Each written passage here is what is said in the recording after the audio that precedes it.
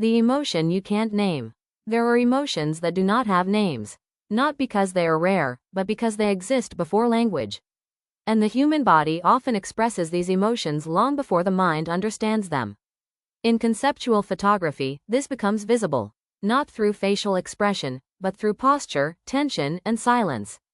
A body folded inward does not always mean sadness. An open stance does not always mean freedom. Stillness does not always mean peace.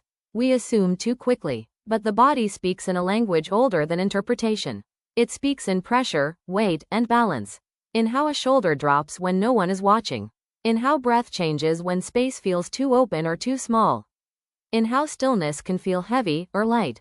This is where photography stops being about appearance and becomes about emotional structure. If you remove identity, if you remove context, what remains is pure emotional geometry. Not a story, a state. And states are harder to define than stories. Because stories have beginnings and endings.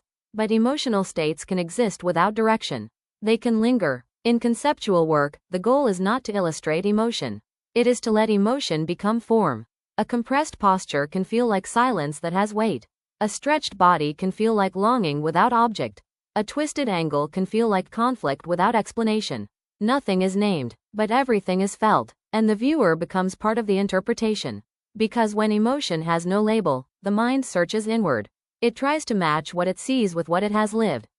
That is why these images feel personal, even when they are abstract. They are not telling us what to feel. They are reminding us of feelings we may have forgotten how to describe. This is also why the human body is such a powerful medium. It is not just anatomy. It is memory in motion. Every gesture carries echoes of experience. Even when the face is absent, emotion remains visible in the architecture of the body itself. And sometimes, the most powerful emotions are the ones we cannot clearly identify. We only recognize their presence. A sense of weight without cause. A sense of openness without reason. A sense of tension without resolution. We try to name it, but the name never arrives. And in that gap between feeling and understanding, something important happens. We become more aware of perception itself. We notice that seeing is not passive. It is emotional participation. We are not just observing a body in space. We are translating it through our own inner landscape. Which means every viewer sees something slightly different.